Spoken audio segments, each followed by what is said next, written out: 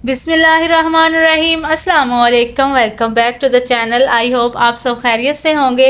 जहाँ भी रहें आबाद रहें, हंसते मुस्कुराते रहें।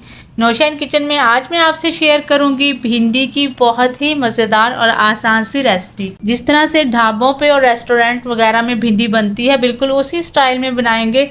उसका टेस्ट ही बिल्कुल मुख्तलिफ होता है, बहुत ही टेस्टी बनकर तैयार होती है। आपने क्या करना है कि वीडियो को एंड तक देखना है। अच्छी लगे तो लाइक और शेयर कर दें, नौशाइन किचन को सब्सक्राइब भी कर दें। तो चलते हैं जी, मज़ेदार सी सॉफ्ट और टेस्टफुल भिंडी बनाना स्टार्ट कर लेते हैं। बिस्मिल्लाहिर्रहमानिर्रहीम।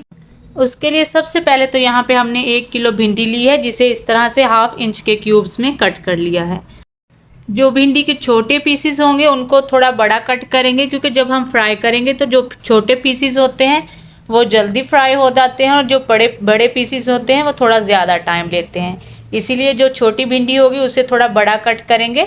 यहाँ पे 1 कप घी लेंगे और उसे जब थोड़ा सा गर्म हो जाएगा तो उसमें भिंडी ऐड कर देंगे और इस चम्मच को चलाते हुए पूरी भिंडी को ऑयल से ग्रीस कर लेंगे। इससे क्या होगा कि बिल्कुल परफेक्ट भिंडी जो है वो फ्राई होगी, कहीं पे भी कम या ज़्यादा कलर नहीं आएगा।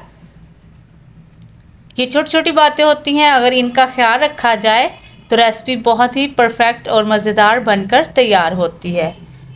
तो माशाल्लाह से सारी भिंडी जो है वो ग्रीस हो चुकी है और यहाँ पे से कलर आना भी स्टार्ट हो चुका है। बस इसी तरह चम्मच को चलाते जाएंगे ताकि इक्वल कलर आए पूरी भिंडी में। तो यहाँ पे 6 से 7 मिनट में माशाल्लाह से इसको परफेक्ट कलर आ चुका है। इससे ज़्यादा कलर हमने इसको नहीं देना और ना ही इसे फ्राई करना है। अगर ज़्यादा फ्राई करेंगे तो ये सॉफ्ट नहीं बनेगी और सख्त बनकर तैयार होगी। अब हम इसे किसी प्लेट में निकाल लेंगे। अगर आप इन स्टेप्स को फॉलो करेंगे तो इंशाल्लाह बहुत ही ज़बरदस्त भिंडी जो है वो बनकर तैयार होगी। भिंडी से जो ऑयल बचा है उसी ऑयल में हम प्याज ऐड कर देंगे। 2 बड़े साइज़ के प्याज लिए और बारीक कट कर लिया, वो इसमें ऐड कर देंगे और इसे भी मिक्स कर लेंगे। अब इनको कोई कलर वगैरह नहीं देंगे, डायरेक्ट इसमें मसाले ऐड करेंगे। 1.5 टीस्पून सुरख मिर्च का पाउडर, 1 टीस्पून हल्दी इसमें शामिल कर देंगे और इसमें जाएगा जी नमक 1 टीस्पून, मिक्स गरम मसाला 1/2 टीस्पून इस पॉइंट पे ऐड करेंगे और 1 टीस्पून धनिया पाउडर मिक्स डाल देंगे इसमें। और इसी के साथ 2 बड़े साइज़ के टमाटर जिनको हमने बड़े बड़े क्यूब्स में कट कर लिया वो भी ऐड कर देंगे और इसको अच्छे से मिक्स कर लेंगे। इसके साथ ही इसमें ऐड कर देंगे 1/4 कप पानी, ताकि मसाले भी अच्छे से पक जाएं और जो प्याज है वो भी सॉफ्ट हो जाए। आप देखेंगे कि प्याज बिल्कुल भी कच्चा नहीं रहेगा, ना ही इसकी स्मेल आएगी। अगर आप इन स्टेप्स को फॉलो करेंगे तो इंशाल्लाह बिल्कुल परफेक्ट रेसिपी बनकर तैयार होगी और सबको ही बहुत पसंद आएगी। तो यहाँ पे 3 मिनट लगे हैं और माशाल्लाह से मसाले और प्याज जो हैं अच्छे से भून चुके हैं, बहुत ही ज़बरदस्त से। इस पॉइंट पे हमने क्या करना है कि जो भिंडी फ्राई करके रखी हुई थी वो इसमें ऐड कर देंगे और इस मसाले के साथ इस भिंडी को भी अच्छे से मिक्स कर लेंगे। इसी के साथ इसमें ऐड करेंगे 3 से 4 अदद हरी मिर्चें और मसाले को और भिंडी को मिक्स कर लेंगे।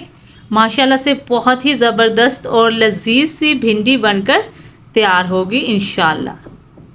थोड़ी सी मेहनत कर लेने से रेसिपी बहुत ही मज़ेदार बनती है। भिंडी जो है वो हर किसी की फेवरेट होती है और अगर इसी पे थोड़ी सी मेहनत कर ली जाए तो ये डबल टेस्ट इसका निकलता है।